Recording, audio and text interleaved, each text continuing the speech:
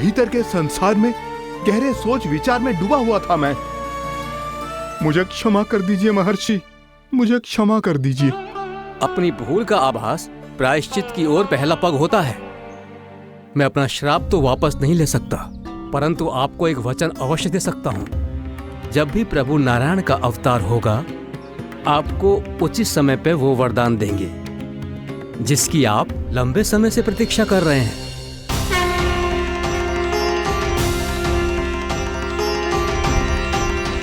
प्रभु, आपने मेरी आंखें खोल दी। अब मुझे पता चल गया है कि आप कौन हैं और मैं कौन हूं। इसलिए आप मुझ पर कृपा करके अपने चरणों में स्थान दे दीजिए। मुझे वो शांति प्रदान कीजिए जिसकी खोज में मैं वर्षों से भटक रहा हूँ। शांति तो मोक्ष में ही है, इसीलिए मैं तुम्हें मोक्ष का वरदान देता हूँ।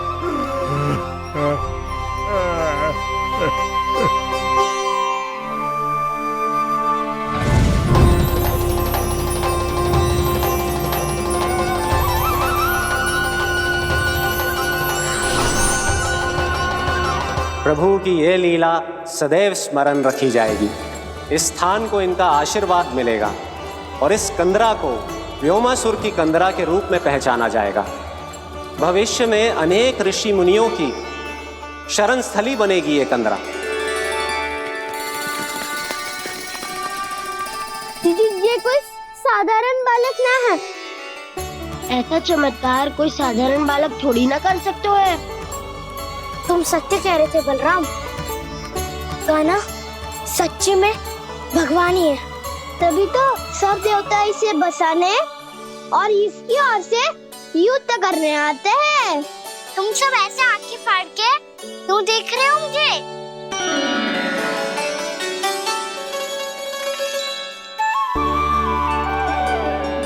बलराम, तुम बलवान हो और कान्हा भगवान है।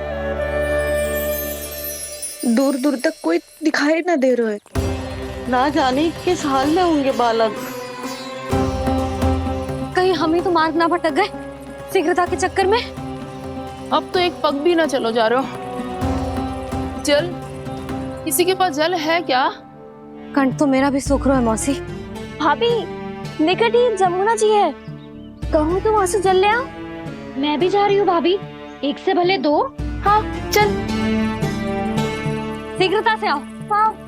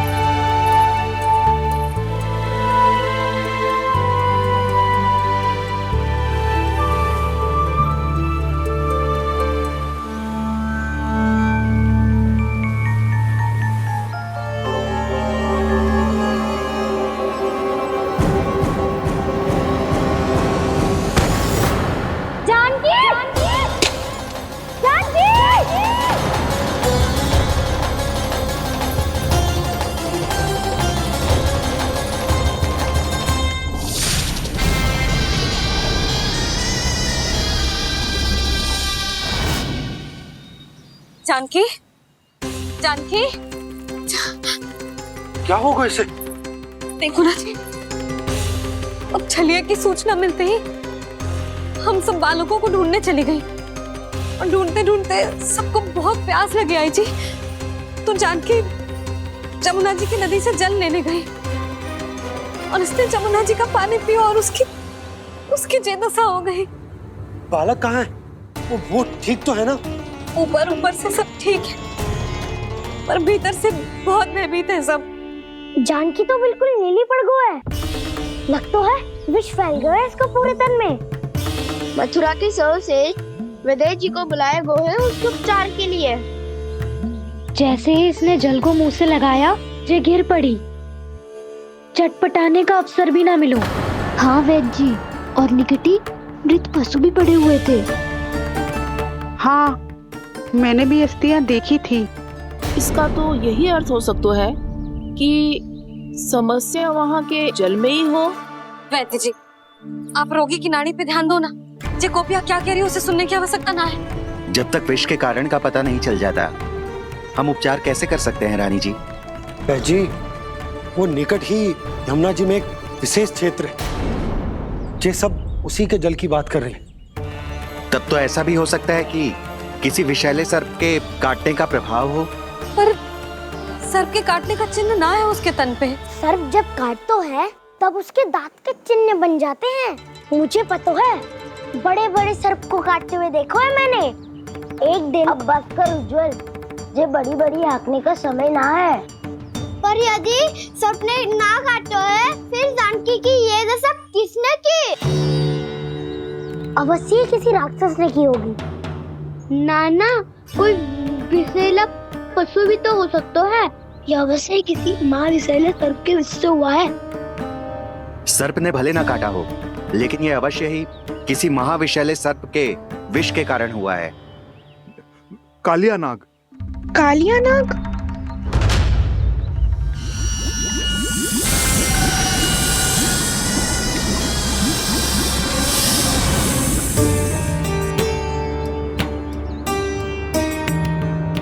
संकेतों से तो ऐसा लगता है कि जानकी ने कालिया नाग के क्षेत्र के विशाल जल पी लियो है। कालिया नाग एक लोक श्रुति है, कल्पना में गढ़ी हुई एक कथा, और कछु ना है। हमें जाके पता लगाना पड़ेगा। पर हमें वहां जाने से मना किया है ना बड़ों ने। उज्जवल सही कह रहे हो है। इस समय जानकी के स्वास्थ्य से अधिक महत्वपूर्ण और कछु ना है। जानकी हमारे लिए ही जलाने गई थी जी। ना मैं उसे जाने देती ना जैसा वो तो। वैद्य जी, आप शीघ्र कछु करो, कैसे भी कछु भी करो, पर इसके प्राण बचा लो। यशोदा, धैर्य रखो, श्री नारायण पर विश्वास रखो, वो सब ठीक कर देंगे।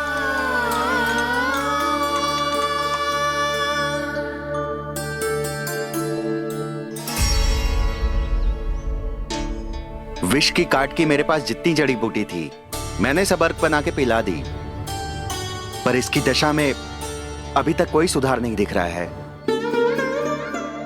यह अंतिम जड़ी बूटी है। अगर इससे भी चमत्कार नहीं हुआ तो फिर जो नारायण की इच्छा।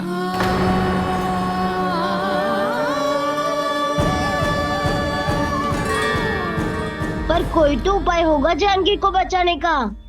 कान्हा, यदि तुझे किसी औषधि के बारे में पता है, हमें बता दे, हम जाके ले आएंगे।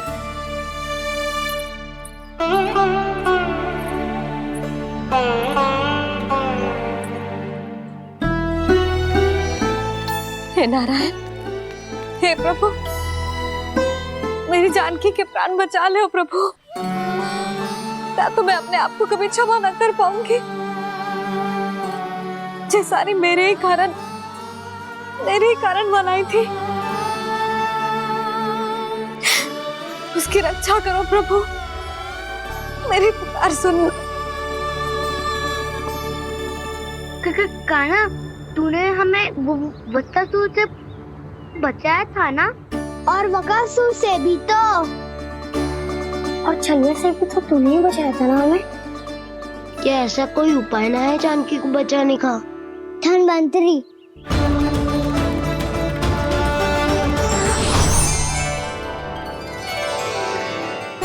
मैं आ गया हूं प्रभु, चिंता मत कीजिए, आपके आदेश का पालन अवश्य होगा। यशोदा मैया,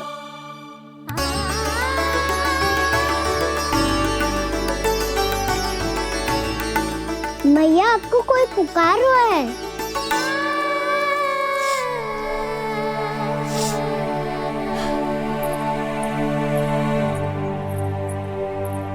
चिंता मत करो मैया, अब धन्वंतरी जी आ गए हैं, वो सब संभाल लेंगे। धन्वंतरी जी कौन है? जिन्होंने संसार का आयुर्वेद दिया, आरोग्य के देवता, वे श्री नारायण के अवतार।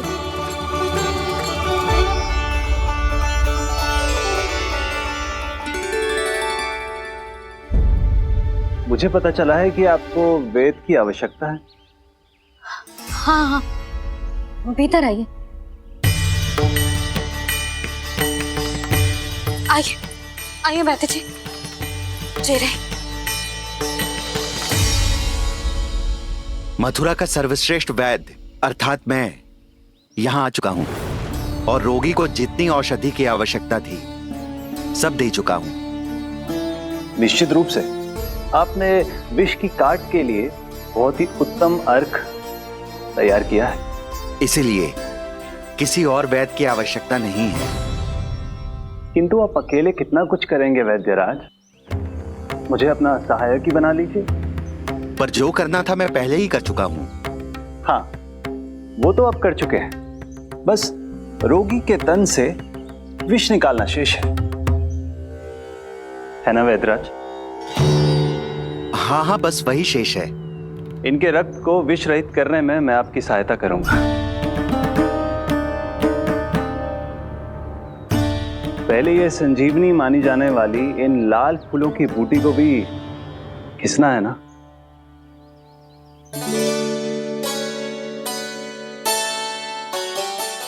हाँ हाँ, तुम सही कह रहे हो। इसे अच्छे से घिसो।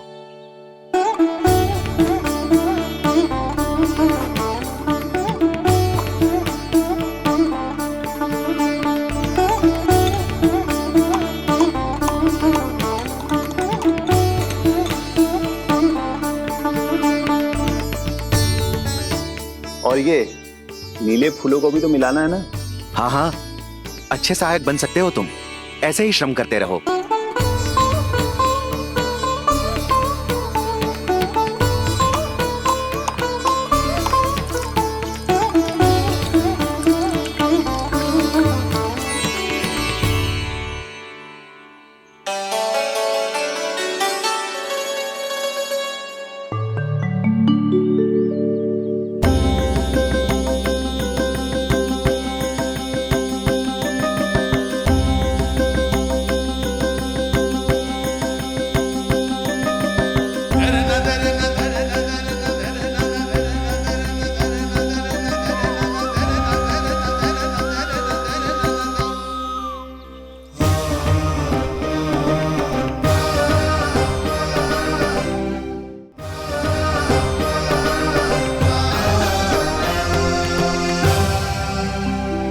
जानकी स्वस्थ तो हो जाएगी ना धन्वंतरी जी?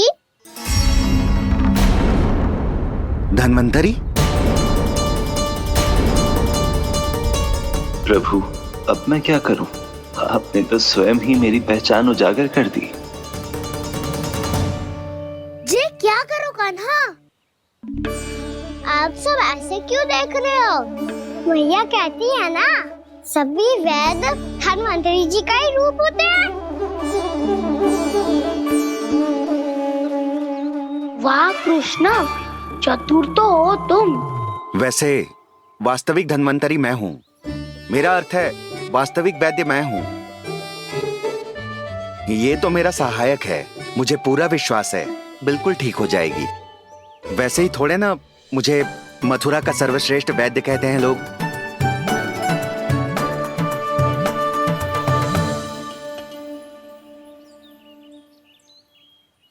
जसोदा भाभी, जसोदा जी, जानकी को चेतना आ गई। जानकी, जानकी, जानकी, तू ठीक है ना? क्षमा करना भाभी, मैं आपके लिए जल ना ला पाई। बस बहुत भूख लगी है। मैं अभी कछु लाती हूँ। जानकी माखन खाओगी?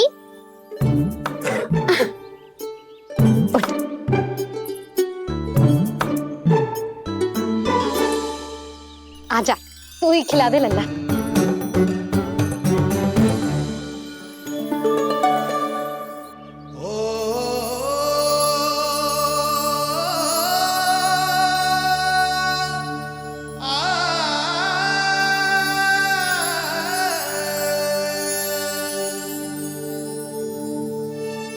तुम सब मेरे लल्ला को माखन चोर कहती हो ना, आज देखो अपना ही माखन जानकी को खिला रहे है।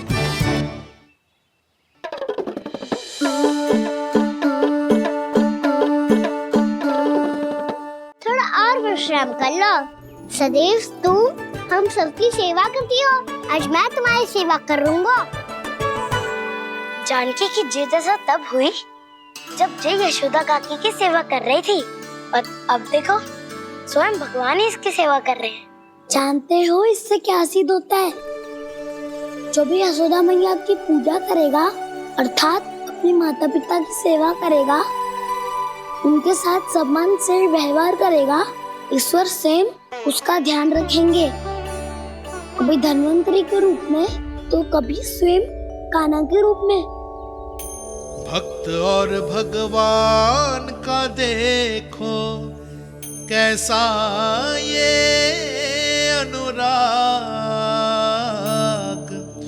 स्वयं करे सेवा प्रभु, अद्भुत गोपी का भाग्य। प्रभु इन सब पृथ्वीवासियों से कितना घुल मिल गए हैं। ना तो ये प्रभु को भगवान मानते हैं और ना ही प्रभु अपने आप को इनसे सर्वश्रेष्ठ समझते हैं। अपने आचरण से ये सिद्ध कर रहे हैं कि ये सभी में हैं और सभी इनका ही अंश है।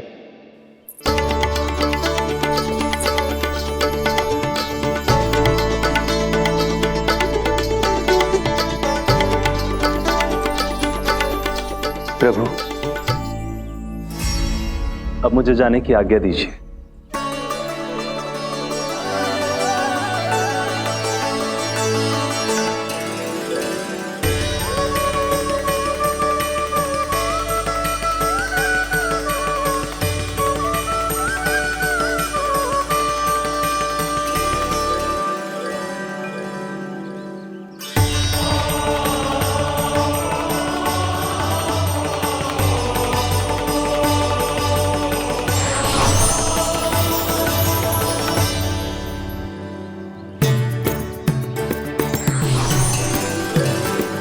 कान्हा ने तो सच्ची में धन्वंतरी जी को बुला लिया था।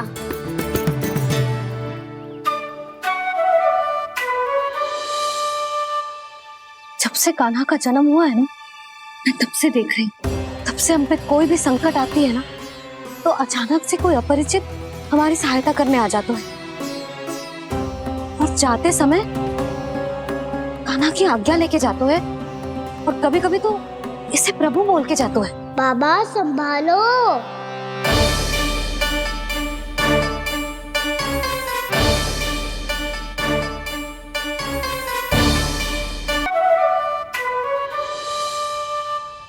जब से कान्हा का जन्म हुआ है ना, मैं तब से देख रही हूँ, तब से हम पे कोई भी संकट आती है ना, तो अचानक से कोई अपरिचित हमारी सहायता करने आ जाते हैं, और जाते समय कान्हा की आज्ञा लेके जाते हैं, और कभी कभी तो इसे प्रभु बोल के जाते हैं।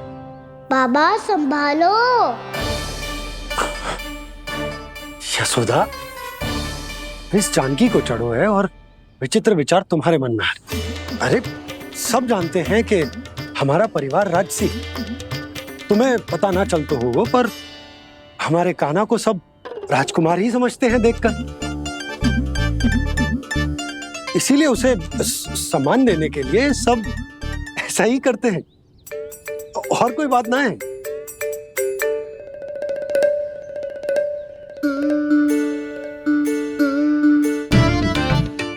अब जे मेरे लल्ला को ऐसे क्यों घूर रहे हैं? बुरी दृष्टि लगाएंगे क्या? वैद्यराज जी, आपके सहायक तो गए, अब आप यहाँ क्यों हो?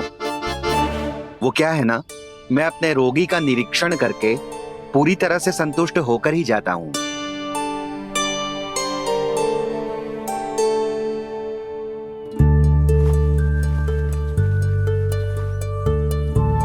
हाँ, संकेत तो अच्छे हैं, कल सुबह तक बिल्कुल ठीक हो जाएगी।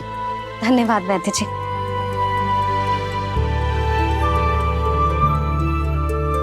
बस तो फिर हम कल पकड़न पकड़ाई खेलेंगे जानकी।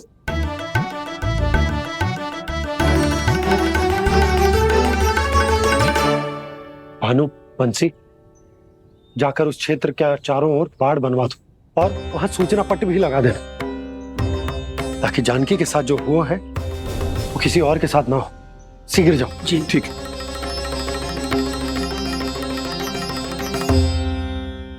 और सूचना पट लगवाने से समस्या का समाधान नहीं होगा बाबा।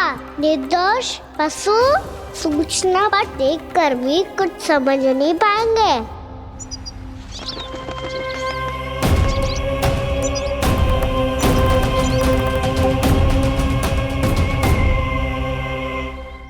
तो तुम्हारे कहने का अर्थ यह है कि व्योमासुर मारा जा चुका है और वो बालक अब भी जीवित है। हाँ महाराज, मैंने गोप बालकों को कहते सुना था कि कृष्ण ने छलिया को मोक्ष दे दिया है, पर वृंदावन सुरक्षित नहीं है महाराज। वो एक बहुत बड़ी समस्या से जूझ रहे हैं। कैसी समस्या? गांव के निकट क्षेत्र में किसी विषैले सर्प का निवास है। उसके विष का प्रभाव इतना भयानक है महाराज, जैसे विष ना हो, स्वयं हलाहल हो। मेरी कोई भी औषधि रोगी का उपचार नहीं कर पा रही थी। निकट के क्षेत्र में कहां है वो सर्प? गोप मानते हैं कि वो सर्प गांव के निकट यमुना नदी के जल में रहता है। मुझे तो लगता है महाराज, ये कालिया नाग की कथा कोई किंवदंती या लोक श्रुति नहीं, एक सच्चाई है, एक विषैली सच्चाई।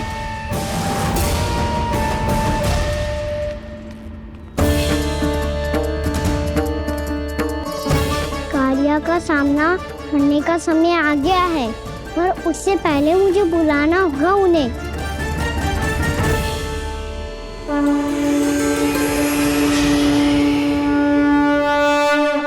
संसार के दारुण भय का नाश करने वाले, सभी कष्टों का हरण करने वाले, विश्व का समस्त ऐश्वर्य प्रदान करने वाले, कमल जैसे लोचन, मुख और चरणों वाले आजानुभुज श्री राम को मैं बार बार नमस्कार करता हूँ। आपदामपहर्तारं दातारं सर्व संपदां लोकाभिरामं श्री रामं भूयो भूयो नमाम्यहम्। काकभुसुंडी काकभुसुंडी काकभुसुंडी। प्रभु क्षमा करें, मुझे जाना होगा।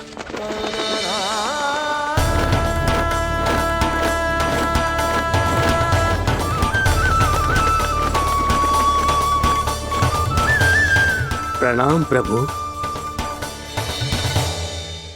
अनेक बार मैं आपके दर्शनों के लिए आया प्रभु। कभी नंद भवन के झरोखों से आपके दर्शन करके चला जाता था, तो कभी दूर किसी वृक्ष की आड़ से आपको निहार लिया करता था। आज आपने स्वयं मुझे बुलाकर धन्य कर दिया प्रभु।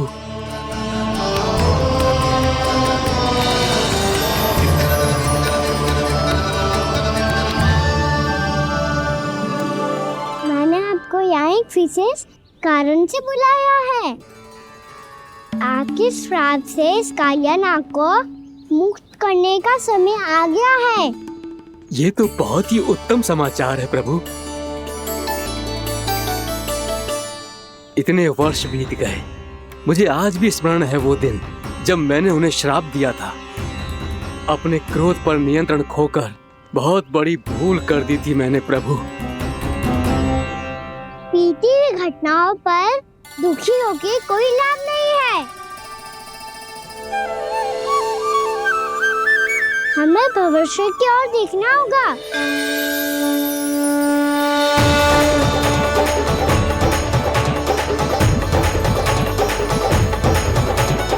आदेश कीजिए प्रभु, क्या आज्ञा है आपकी?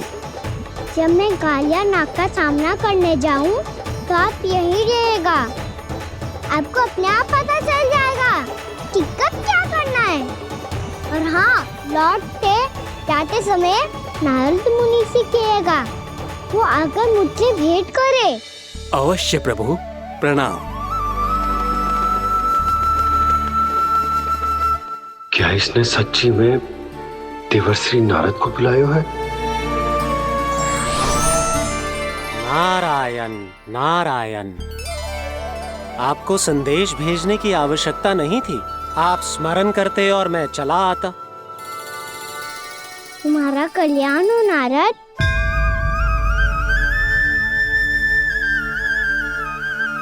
मैंने तुम्हें एक विशेष कार्य के लिए बुलाया है।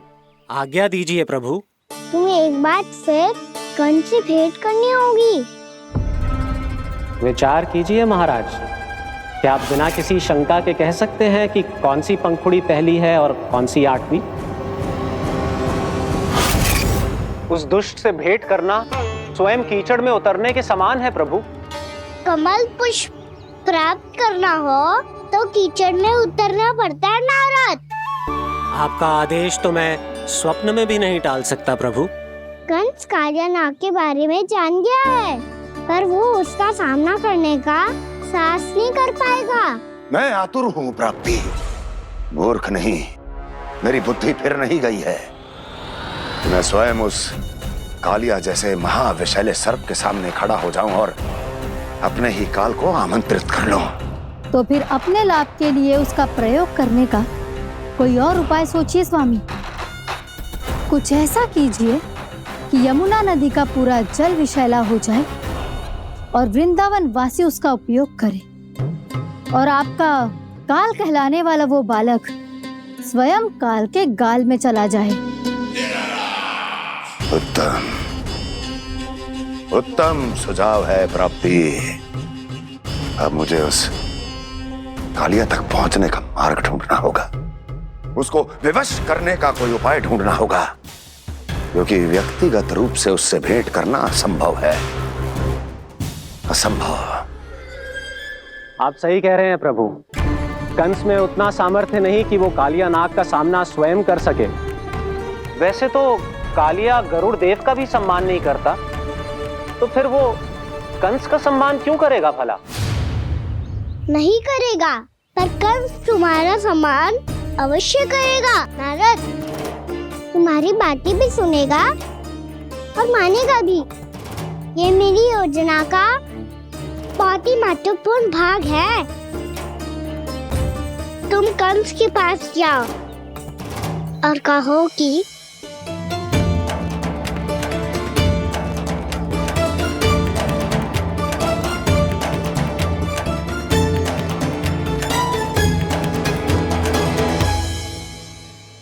संतान अपने माता पिता को तीर्थ का सौभाग्य दिलाती, और मेरा लल्ला कितना महान कि उसने हमारे घर को ही तीर्थ बना दिया। ऐसा तीर्थ जहां मेरी आंखों के सामने भक्त और भगवान का मिलन हो रहा है। जो आज्ञा प्रभु।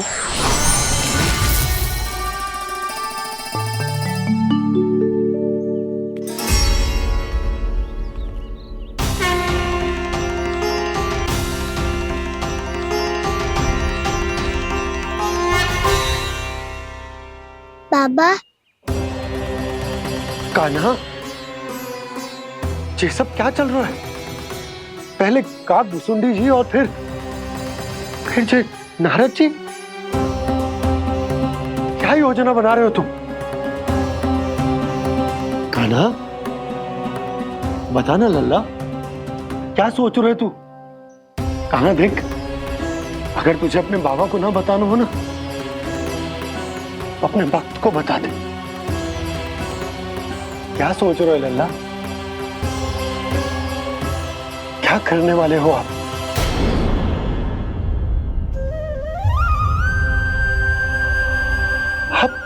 आप इतने दुखी क्यों हो? कान्हा, कान्हा, क्या होगा?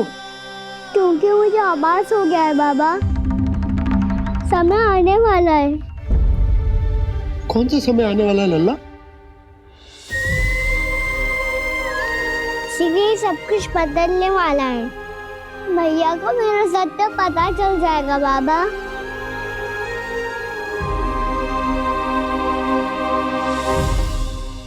पर लल्ला, इसका काक भुसुंडी और कालिया नाग से क्या संबंध है? ऐसा क्या हुआ था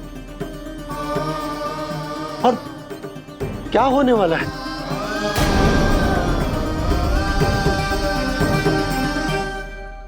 जो होने वाला है बाबा, उसका संबंध उससे है जो सैकड़ों वर्ष पहले हुआ था। महर्षि भृगु के एक वंशज थे वेदशिरा मुनि, जो विंध्याचल की पहाड़ियों में साधना कर रहे थे।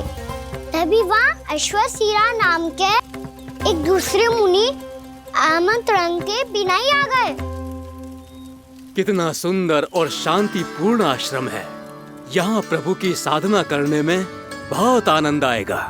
शीघ्र ही अश्वशिरा मुनि उपस्थिति के कारण होने वाले व्यवधान से बाध्य होकर वेदशिरा मुनि ने अपनी आंखें खोली। कौन हो तुम और यहाँ क्या कर रहे हो? आपके आश्रम में बहुत शांति है मुनिवर। साधना करने के लिए बहुत ही उत्तम स्थान है ये। मैं चाहता हूँ कि मैं भी यहाँ। आप यहाँ साधना करना चाहते हैं, लेकिन इतना भी नहीं जानते कि किसी के आश्रम में प्रवेश करने से पहले उसकी आज्ञा लेनी चाहिए। आप ये भी नहीं जानते कि यदि कोई यज्ञ कर रहा हो तो बिना अनुमति के वहाँ प्रवेश करने से उसकी यज्ञ साधना भंग हो सकती है। आप क्या साधना करेंगे मुनि? आप तो साधना के योग्य ही नहीं हैं। इतना अपमान! एक मुनि के मुख से इतने कड़वे शब्द शोभा नहीं देते। मैं तुम्हें श्राप देता हूँ, जितनी विषैली तुम्हारी जिह्वा है उतने ही विषैले सर्प बन जाओ तुम। और ऐसा सर्प जो सांस भी ले तो निकट का वातावरण दूषित हो जाए।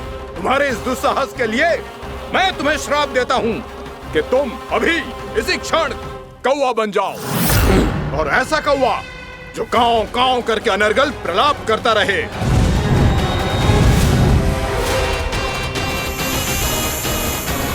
ये मैंने क्या किया?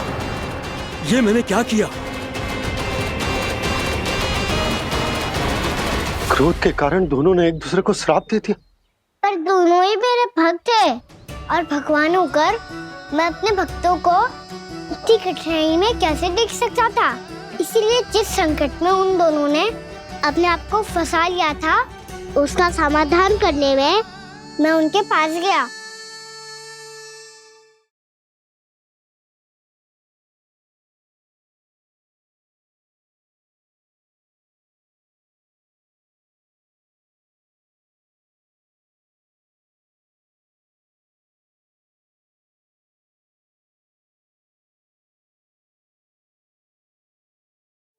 तंग करे मैया को खिजाए, खेले रूठे मनाए।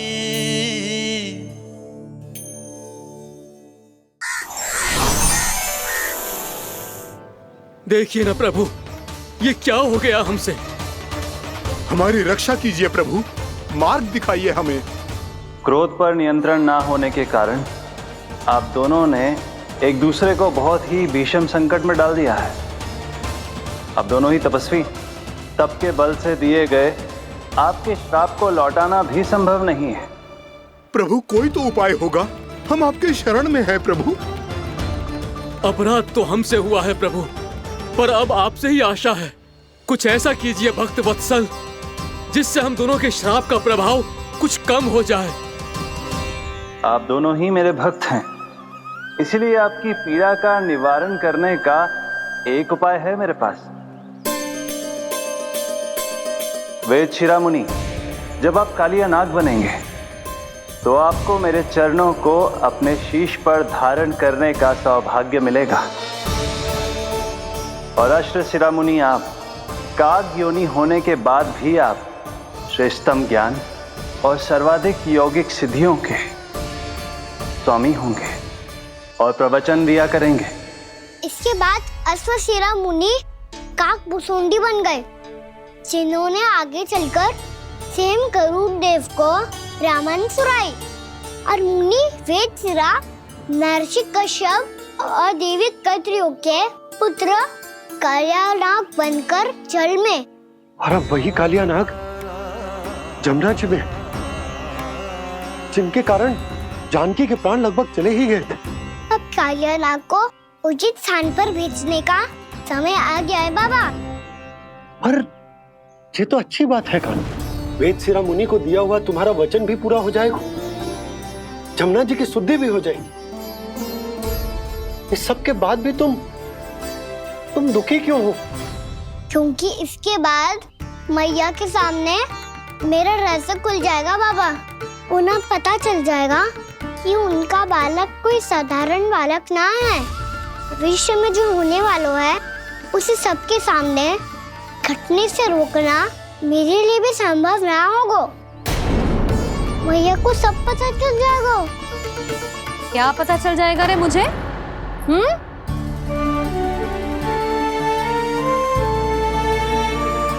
यही कि सबसे अधिक प्रेम मैं आपसे ही करता हूँ। अब बस भी कर। चलो, भोजन के लिए बुलाने आई थी तुम दोनों को। भूखा थोड़े ना रहने दूंगी अपने लल्ला को। मेरा लल्ला दुर्बल हो जाएगा ना। आप खिलाओगे तो ही खाऊंगा। हाँ ठीक है, मैं ही खिलाऊंगी। अब चल, आओ जी, चल।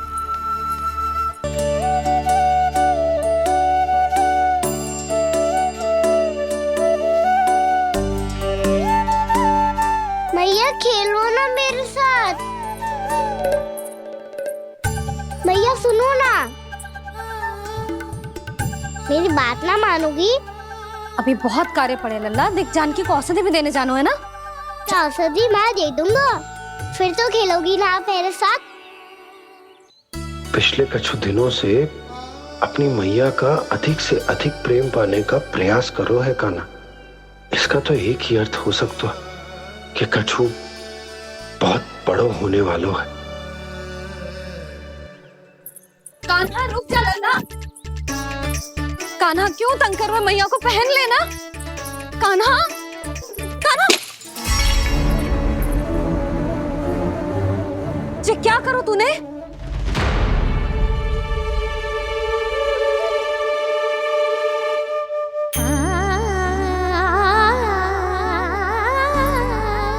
अच्छा ठीक है, अब मुंह लटकाने की आवश्यकता ना है।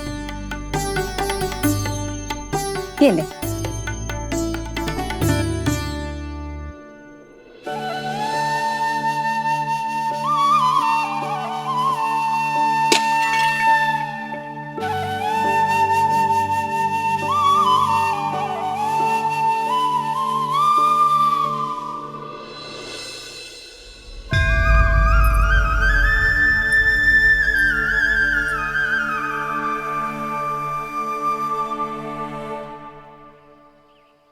तंग करे मैया को खिजाए, खेले रूठे मनाए, लीला अनोखी करके शरारत, कान्हा दंड भी पाए।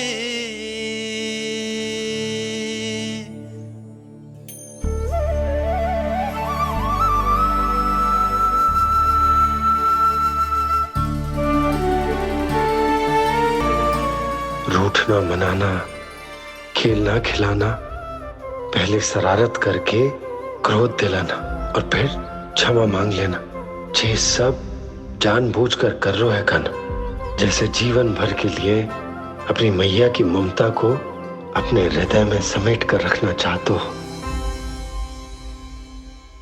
कैसे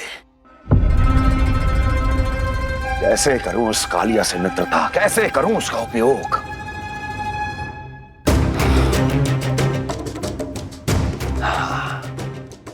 उस पर आक्रमण कर देता हूं और उसे किसी ना किसी तरह से यह विश्वास दिला देता हूं कि यह आक्रमण उस विष्णु अवतार ने किया है।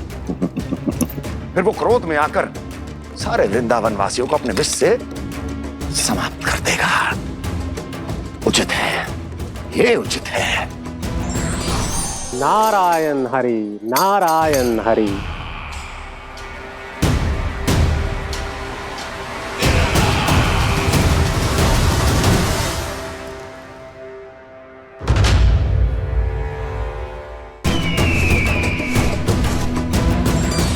नारायण हरि, नारायण हरि।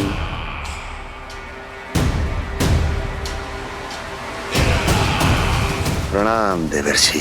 किस योजना में कितना लाभ है और कितनी हानि, यह आंकलन करते करते थक गए होंगे मथुरा नरेश। देवर्षि, आज मेरा ध्यान कैसे आ गया आपको? आप तो सदैव ही मेरे ध्यान में रहते हैं महाराज कंस। सत्य तो ये है कि मथुरा में जो भी हो रहा है मुझसे छिपा हुआ नहीं है। मैं जानता हूं कि आप किसी भी असुर को वृंदावन क्यों ना भेजें, और वो असुर कितना भी शक्तिशाली क्यों ना हो, कृष्ण का सामना नहीं कर पाता। या तो पराजय स्वीकार करके आपके पास लौट आता है, या तो फिर वीर गति को प्राप्त हो जाता है।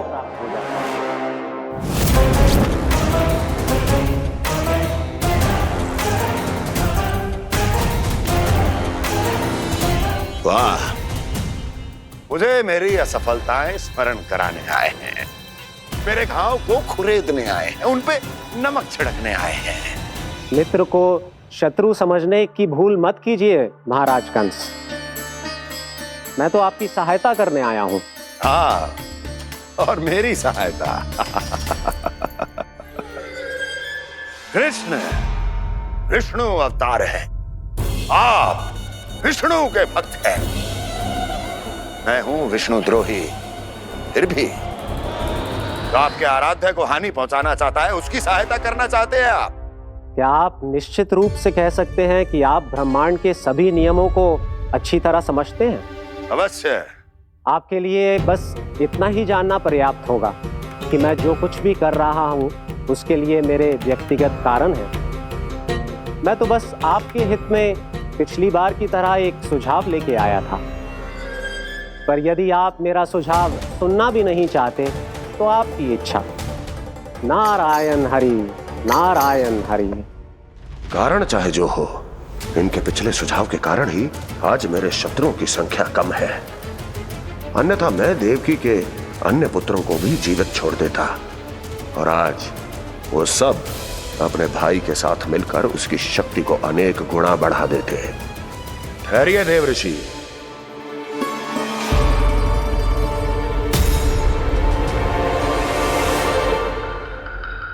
बताइए क्या सुझाव है आपके पास? मेरे सुझाव का नाम है कालिया नाग।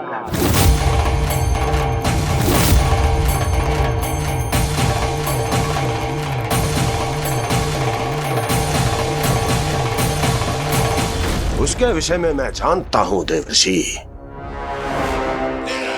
तो समस्या यह है कि मैं स्वयं उससे मिलने नहीं जा सकता, उससे भेंट नहीं कर सकता। उस कृष्ण की हत्या के लिए उसको वृंदावन जाने के लिए तैयार नहीं कर सकता। तो मत जाइए उसके सामने, और ना उसे भेजिए कृष्ण के सामने। हर बार आप किसी न किसी असुर को अपने शत्रु के क्षेत्र में भेजते हैं, जहां शत्रु उसका सामना करने के लिए पूरी तरह से तैयार होता है और आपका असुर मारा जाता है। इस बार शत्रु को युद्ध स्थल चुनने का अवसर मत दीजिए महाराज। इस बार योजना का जाल ऐसे बुनिए कि कृष्ण स्वयं उसके पास जाने के लिए विवश हो जाए।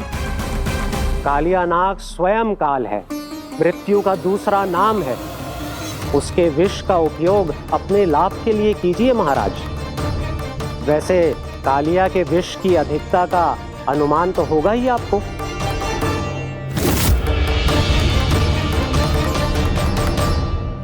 एक बार जो उसके क्षेत्र में पहुंच गया, फिर उसके विष से बचना असंभव है। उचित सुझाव है देवर्षि, उचित सुझाव है।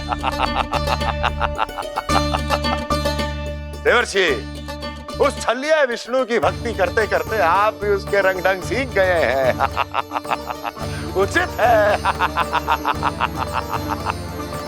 उचित है।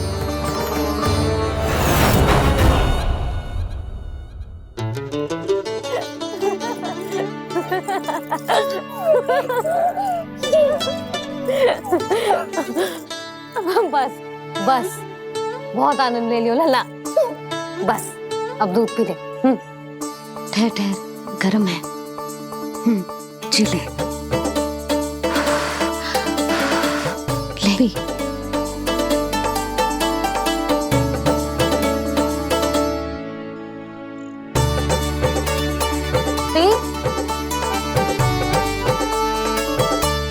मैं ना होती तो ना जाने क्या हो तो तेरा। अपने आप दूध भी ना पी सकते है, भावला कहीं का। आपकी इस प्रेम के लिए तो मैं धरती पे आया हूँ मैया।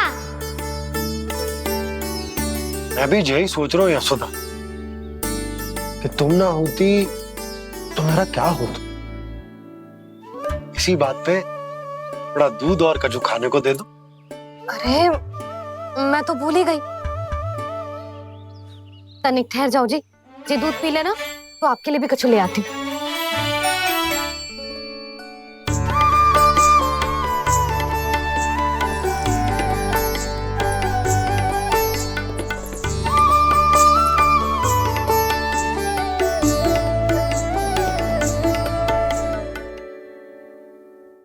प्रणाम महाराज। आपकी आज्ञा के अनुसार बिल्कुल वैसा ही पत्र तैयार किया है जैसा आप चाहते थे।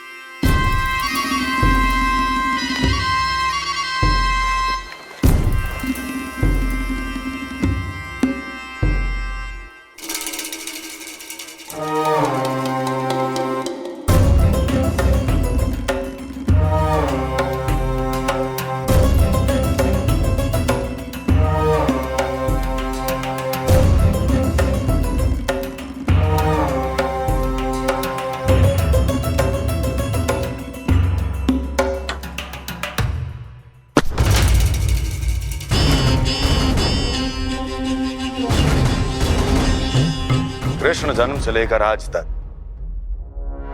ये मेरी सबसे महत्वपूर्ण योजना है। इसका सफल होना निश्चित है दूत,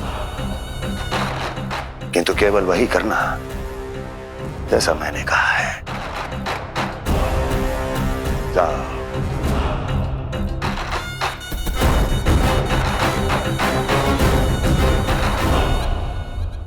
कान्हा,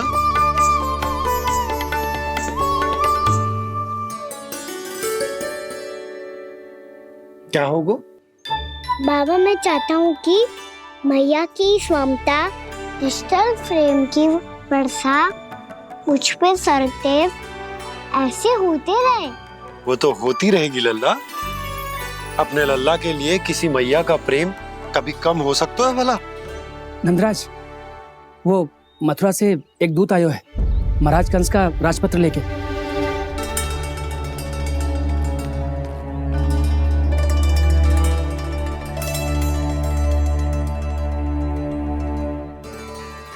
कान्हा अब क्या करने वाला है?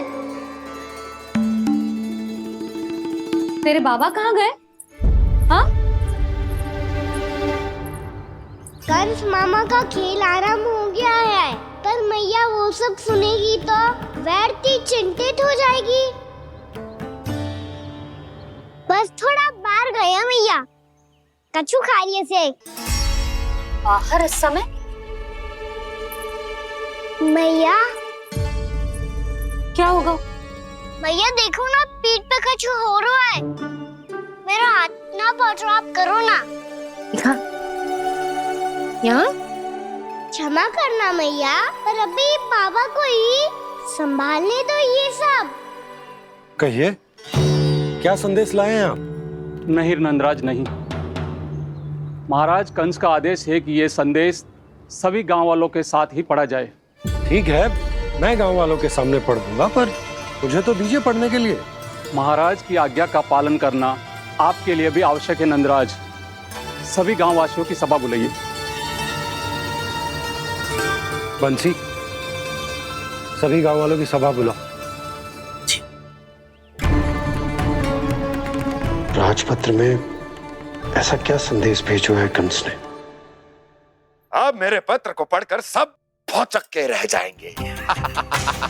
और वो कृष्ण, उस कृष्ण के पांव के नीचे से तो भूमि खिसक जाएगी, आकाश फट पड़ेगा, बिजलियां गिर जाएंगी।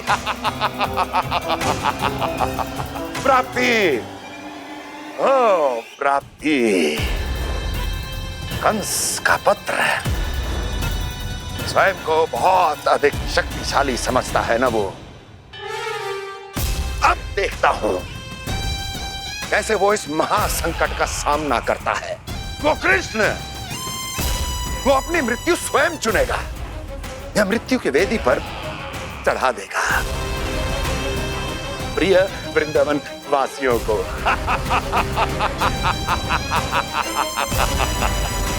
अब आएगा आनंद प्राप्ति, अब आएगा आनंद।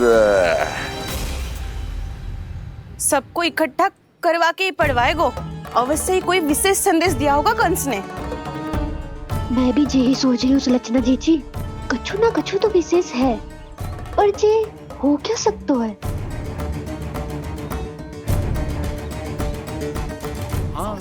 बात तो सही है। ऐसा कहाँ हो सकता है? सभी गांव वासियों के सामने कहा जाए, कछु तो विशेष अवश्य लग रहे हैं। बाहर तक कोलाहल क्यों हो रहा है? मैया, मैया, अब क्या होगा? मैया देखो ना, सर पे कछु हो रहा है। लल्ला, नारायण ने तुझे हाथ दिए हैं ना? पीठ की बात अन्य थी। अपने सिर की सेवा स्वयं कर। सर पे तो हाथ पहुंच रहा है ना?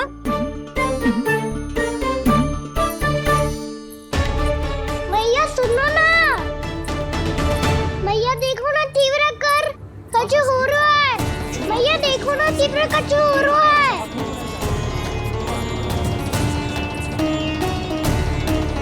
सब लोग आ चुके हैं, अपना संदेश सुनाइए आप। गोपराज नंद और सभी वृंदावन वासियों को सूचित किया जाता है कि मथुरा अधिपति और आप सभी के महाराज कंस ने कल सुबह भव्य पूजा का आयोजन किया है। इसके लिए राज्य को वृंदावन के क्षेत्र के निकट यमुना नदी के मध्य में खिलने वाले 1 कोटि कमल के पुष्पों की आवश्यकता है। इसीलिए आप सभी को यह आदेश दिया जाता है कि ये सभी कमल के पुष्प प्रथम पहर से पहले राजसभा में पहुंचा दिए जाए। इतने सारे वो भी प्रथम पहर से पहले कैसे हो सकते हैं? यदि आप ऐसा करने में असफल रहे तो इसे राज आज्ञा का उल्लंघन माना जाएगा और राजद्रोह के आरोप में आप सभी को कड़े से कड़ा दंड दिया जाएगा।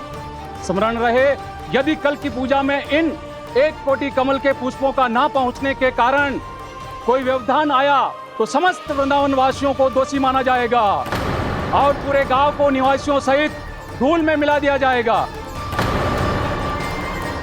कल प्रथम पहर तक का ही समय है आप सबके पास।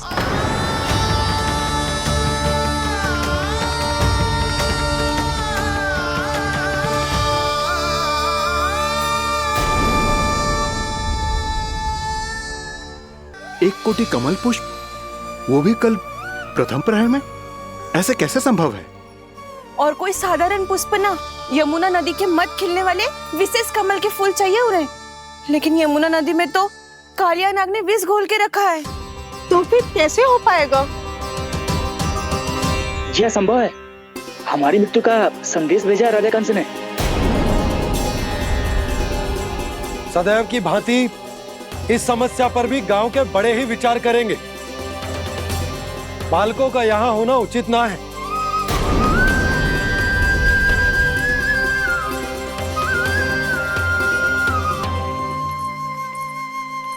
लल्ला, ले जगेंद ले, जा अपने सखाओं के साथ खेल। सुबह उज्जवल, मधुमंगल वसंता, देखो मैया ने क्या दिया है। चलो खेले, बहुत आनंद आएगा आज।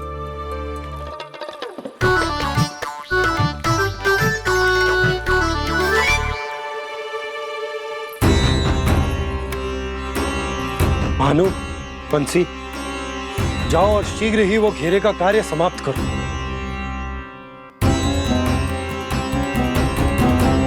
पर कछु ना कछु तो करना पड़ेगा ना। पर हम कर ही क्या सकते हैं? पुष्प लाने को और कोई उपाय है भी तो ना। मैं चला जाऊंगा जमुना जी में। वैसे भी मेरे जीवन के कितने दिन शेष बचे हैं। गांव के लिए, समाज के लिए कुछ करके मरूं, तभी तो शांति मिलेगी। ना काका, यदि आप उस विषैले जल में छलांग लगा भी दोगे, किंतु 1 कोटि कमल पुष्प एकत्रित कर पाना आपके लिए संभव ना है। इससे अच्छा है कि मैं चला जाऊं। यदि मैं मर भी गया तो मेरे पीछे रोने वाला कोई ना है। किसी को कहीं जाने की आवश्यकता ना है। गोप नरेश होने के नाते ये मेरा कर्तव्य है कि मैं आप सबकी रक्षा करूं। नंदराज, आपको जाना है तो जाओ। हरिया, काका, भैया सब चले जाओ। लेकिन आपको पता है वहाँ का जल कितना विषैला है। आप लोग एक क्षण भी जीवित नहीं रह पाओगे। फिर कैसे इकट्ठा करेंगे 1 कोटि कमल पुष्प? आप बात तो सही कह रही हैं शांति। उस दुष्ट कंस ने ऐसी मांग रख के हम सबको फंसा दिया। हम में से कोई भी क्यों ना चला जाए और इस संकट का समाधान ना निकले को। कान्हा, बताना कौन सा खेल खेलें? गेंद पकड़ खेलते हैं। पर एक बात सुन लो सब, कोई भी तीव्र गति से ना फेंकेगा गेंद को। भैया ने फ्रेम बनाई है मेरे लिए। सब तैयार हो?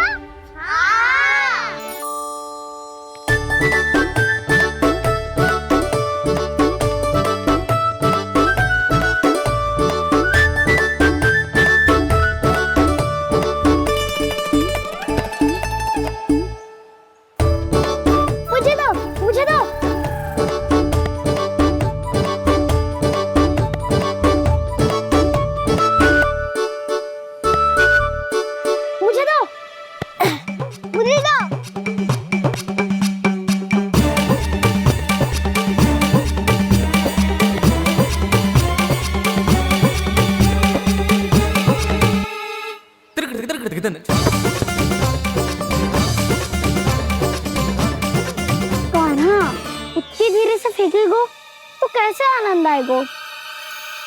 थोड़ा बल लगा के फेंक। हाँ कान्हा, हम अभी बड़े हो गए हैं, तू अब भी छोटे बालकों की तरह फेंक रहे हो है।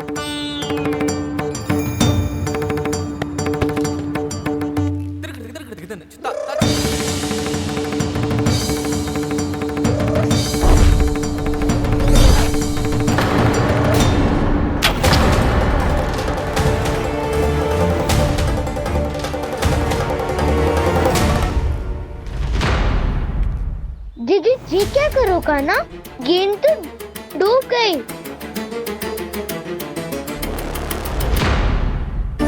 अच्छा, तो ये सब इसकी योजना का भाग था ताकि ये कालिया का सामना कर पाए।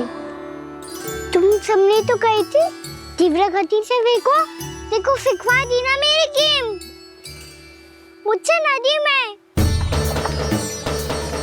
अब मुझे जाके लानी पड़ेगी। रुक जा कान्हा, रुक जा कान्हा। जी क्या बोल रहे थे कान्हा? इसमें तो बहुत संकट है। कोई भी संकट मेरी मैया का उपहार खोने से बड़ा ना है। बहुत प्रेम से बना के उन्होंने दी थी। हे नारायण, कोई उपाय समझ में ना आ रहा है। मैया, हम कैसे करेंगे हम अपने गांव की रक्षा? कीड़े पड़ेंगे उस दुष्ट को। यदि उसके कारण किसी के प्राण चले गए तो कौन सा फल मिलेगा उसे इस पूजा का? तुम सही कह रही हो यशोदा। हमारे पास कोई और दूसरा विकल्प भी तो ना है। यदि हमने मथुरा की राज आज्ञा का पालन ना किया तो इसका दुष्परिणाम पूरे गांव को भुगतना पड़ेगा।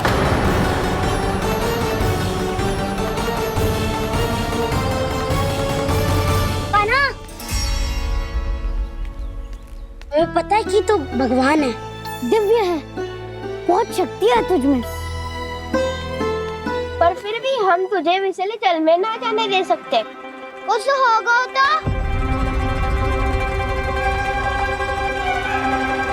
तुम सब इतनी हट कर रहे हो तो ठीक है, ना जाऊंगा।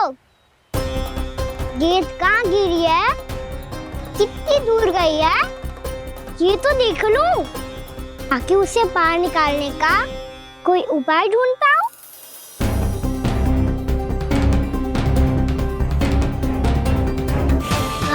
हाँ।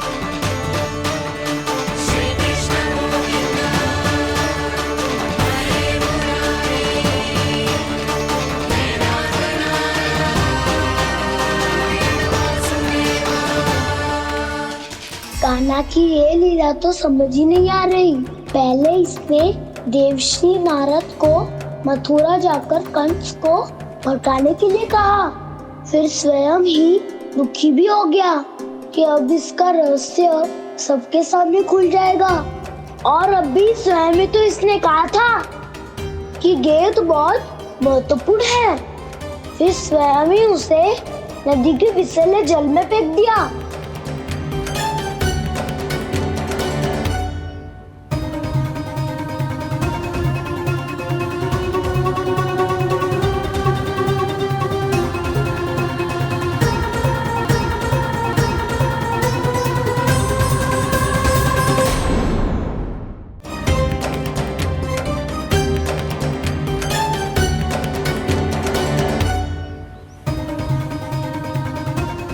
कान्हा, तू ऊपर क्यों चढ़ रहा है?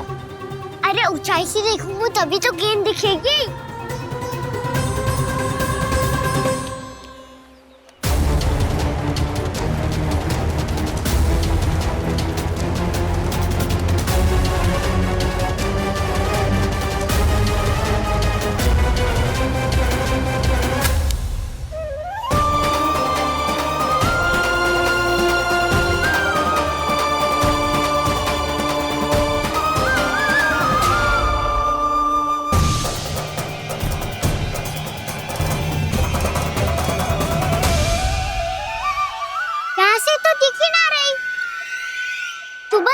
से फेंकी थी ना? ना, वहाँ से फेंकी थी। कहाँ से? नहीं ना, वहाँ से। समझ में आ रहा? ठीक बताना, कहाँ से फेंकी थी?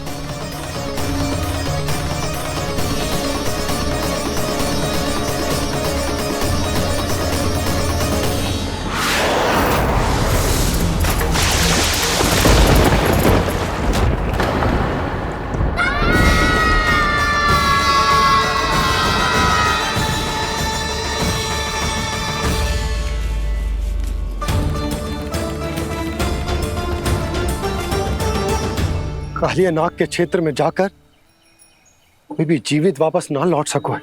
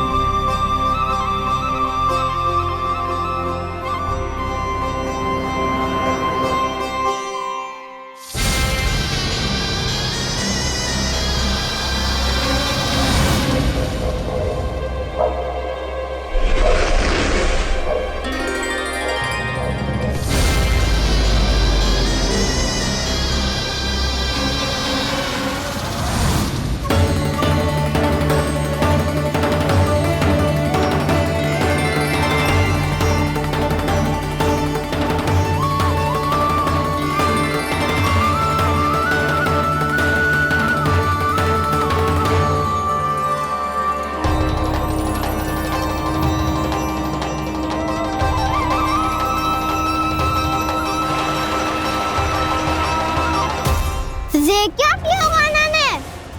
कालिया नाग तो उसे देखते ही निकल जाएगा।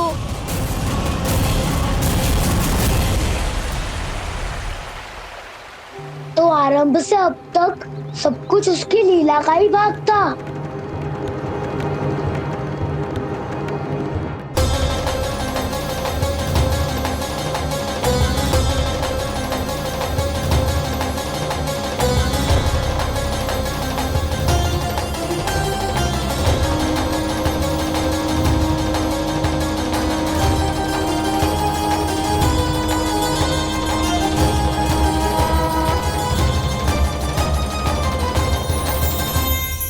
इतना सुंदर रूप, मन मोहने वाली मुस्कान, अद्भुत तेज और भगवान जैसी दिव्यता।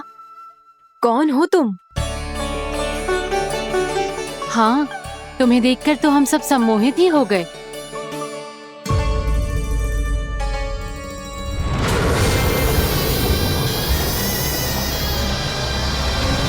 तुम जो भी हो बालक, वापस लौट जाओ। हमारा हृदय तुम्हें ही देखते रहना चाहता है, किंतु यदि हमारे पति जाग गए तो तुम्हें अवश्य हानि पहुंचाएंगे। ये बहुत विषैले है बालक, कालकोट जैसे भयानक। इनके विष से तुम नहीं बच सकोगे। नंदराज, कालिया नाग के विष का प्रभाव बढ़ते ही जा रहा है। पहले 8 कोस तक उसके विष का प्रभाव था, अब तो 1 योजन से अधिक क्षेत्र में फैलो है। जल पीने के प्रयास से अनेक पशु मारे गए हैं और नदी के निकट के वृक्ष और वनस्पति सब नष्ट होने लगे।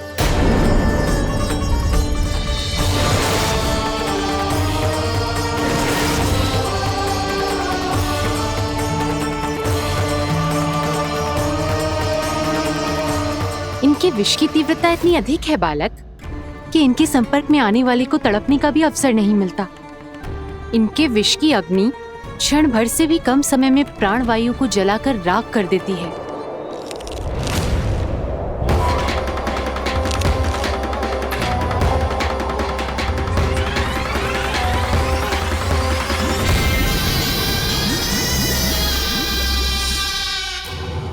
तब तो समस्या और भी गंभीर हो जाएगी।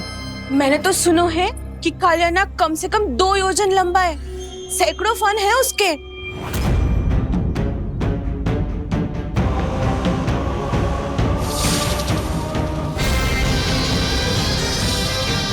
इसका अर्थ तो ये है कि हम दोनों ओर से फंस गए। एक और कंस को 1 कोटि कमल पुष्प देने जो कि कालिया नाग के क्षेत्र में पड़ते हैं, और दूसरी ओर उस कालिया नाग का विष यमुना जी के क्षेत्र में बढ़ता ही जा रहा। इसके कारण हम ही नहीं, निर्दोष पशु पक्षी भी संकट में। इन दोनों समस्याओं का एक ही समाधान है, उस कालिया नाग का सामना करना। और ये ना समझ आ रहा कि हम ये करेंगे कैसे, क्योंकि ये बात साधारण मनुष्य के बस की ना है। हमारे लिए ये असंभव है।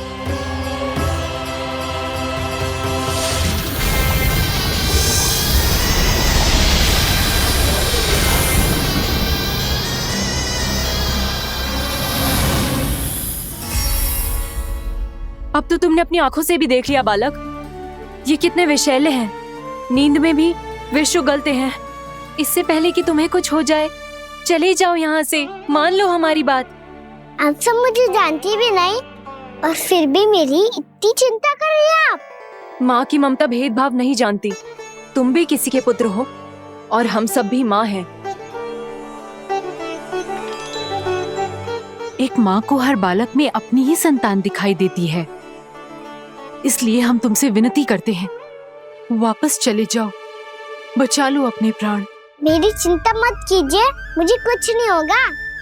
होगा, अनर्थ होगा यदि ये उठ गए तो।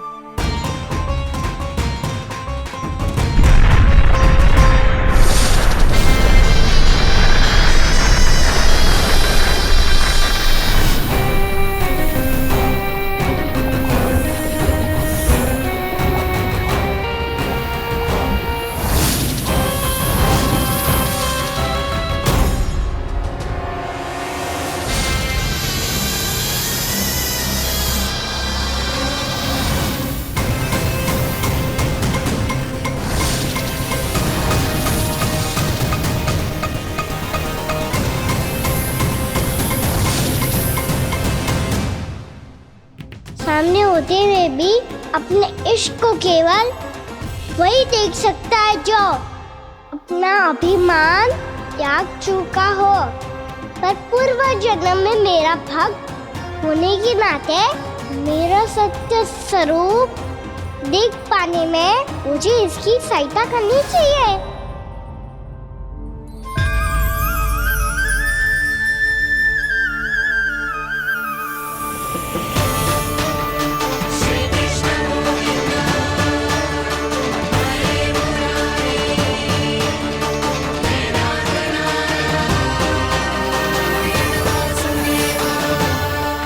देखो हमारा छोटा सा कान्हा कैसे डट के खड़ा हुआ है, इतने विशालकाय, इतने महाभयंकर सबके सामने।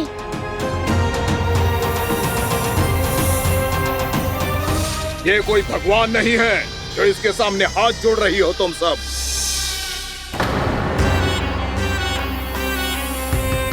एक सामान्य साधारण बालक है ये, जो ये तक नहीं जानता कि इसके सामने है इसका काल, कालिया। तू कौन है बालक? मेरे इतने निकट आकर भी तू जीवित कैसे है? मेरी नहीं, अपनी चिंता करो कालिया। बहुत मनमानी कर ली तुमने। अब बस मैं तुम्हें रोकना हूँ। अब बस मैं तुम्हें रोकना हूँ। मैं तुम्हें रोकना हूँ।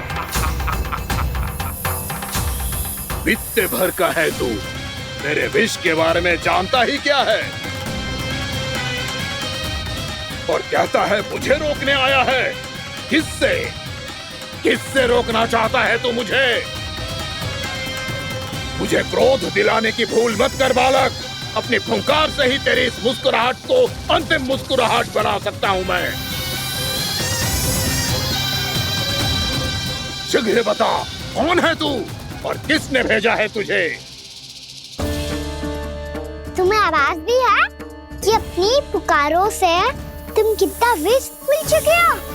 पवित्र यमुना नदी को कितना दूषित कर दिया तुमने। और यही नहीं, तुम्हारे कारण निकट के जीव जंतुओं, वृक्ष, वनस्पतियों सबको हानि पहुंच रही है। तो क्या? मुझे उससे क्या? मुझे है आपत्ति है मुझे तुम्हारे इस व्यवहार से,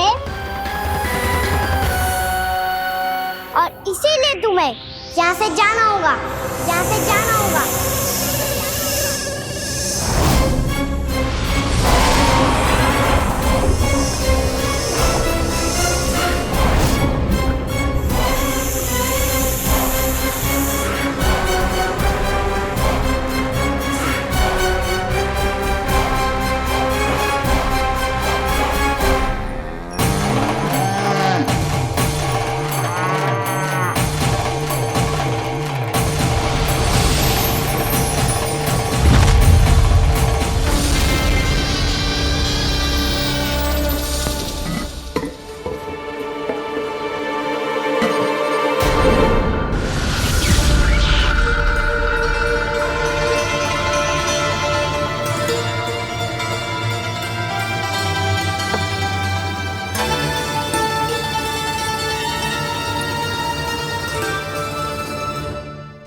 मुझे आदेश देने का साहस भी कैसे किया तूने? इस क्षेत्र को मैंने अपना राज्य बनाया है, मेरा परिवार रहता है यहाँ, और तू मुझे यहाँ से जाने के लिए कह रहा है? हाँ, क्योंकि तुम्हारे यहाँ रहने के कारण अन्य जीवों को हानि हो रही है, और मैं ऐसा नहीं होने दे सकता। मैं तो बस वही कर रहा हूँ जो एक सर्प का स्वभाव है। विष फैलाना स्वाभाविक है मेरे लिए, इसलिए मुझे चुनौती मत दे बालक। चुनौती तो मैं दे चुका हूँ कालिया। अब तो बस तुम्हें स्वीकार करनी है।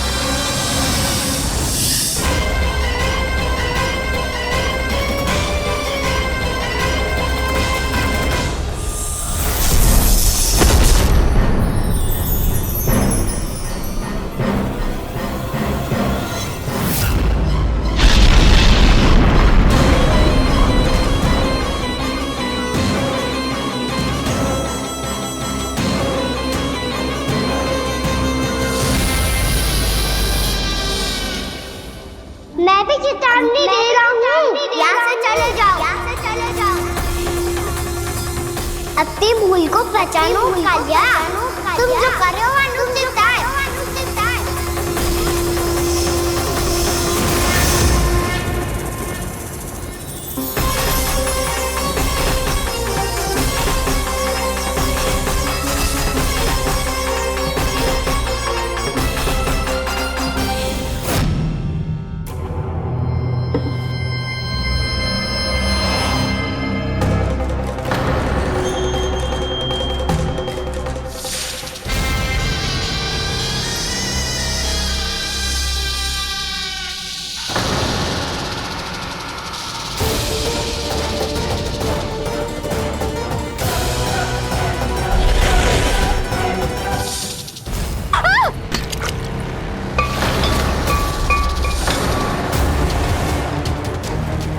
अब मैं आता हूँ। क्या हो गया सुधा? मुझे आवाज हो रहा है जी, कछु ना कछु गड़बड़ है। यशोदा, जो समस्या हमारे सामने है, हम सभी उसका समाधान खोजने में जुटे। तो तुम विश्वास करो, मैं कोई ना कोई समाधान अवश्य ढूंढ लूंगा। हम कैसे भी करके वो कमल के पुष्प उस कंस तक पहुंचा देंगे। नाना, समस्या उससे कहीं अधिक है, उससे कहीं अधिक बड़ी, उससे कहीं अधिक भयानक है।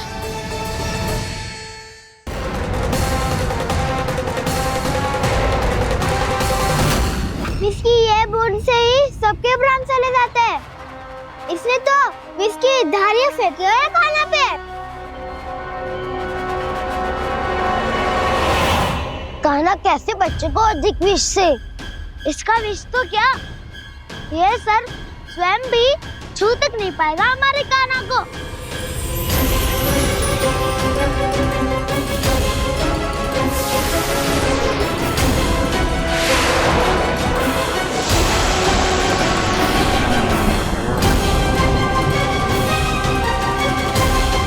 तुम्हारे सखा को, मेरे भाई को कोई हानि नहीं पहुंचा पाएगा। ये कान्हा का सत्य चाहे जो हो बलराम, पर अभी तो जो एक बालक ही है ना। देखो कैसे विष के कारण स्थिर हो गया है।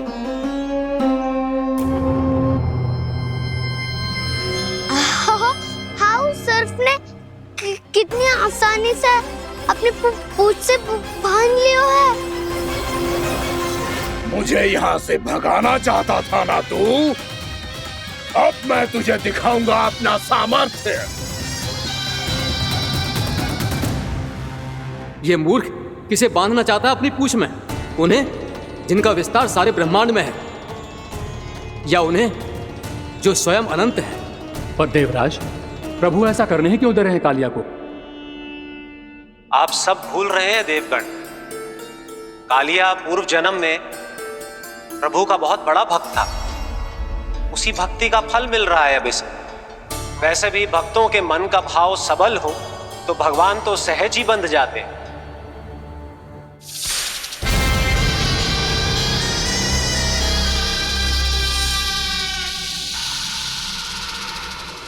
बलराम, तुमने ही तो कही थी कान्हा को कछु ना होगो। देखो उस दुष्ट ने चारों ओर से जकड़ लियो है।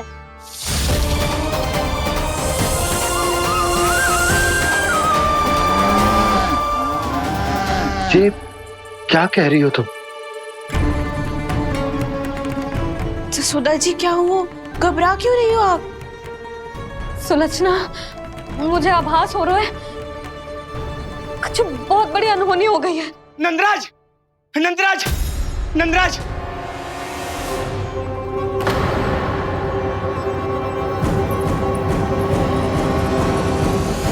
नंदराज, कान्हा ने जमुना नदी में छलांग लगा दी है। कान्हा ने जमुना नदी में छलांग लगा दी है। कान्हा ने जमुना नदी में छलांग लगा दी है। कान्हा जमुना में कूद गया है। मुझे लगा था आज कछु गड़बड़ होने वाली है। मुझे आज कान्हा को ना जाने देना चाहिए था।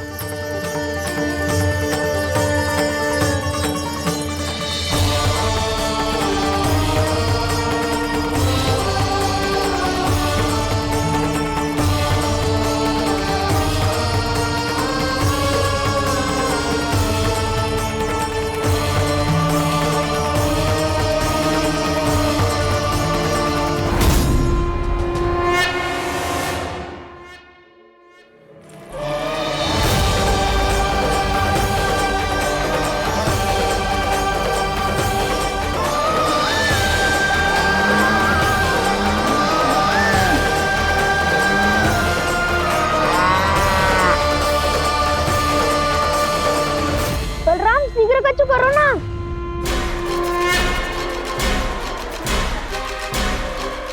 कछु भी करो पर कान्हा को बचाओ। नाग बहुत भयंकर है, कान्हा अकेले ना संभाल पाएगा इसे।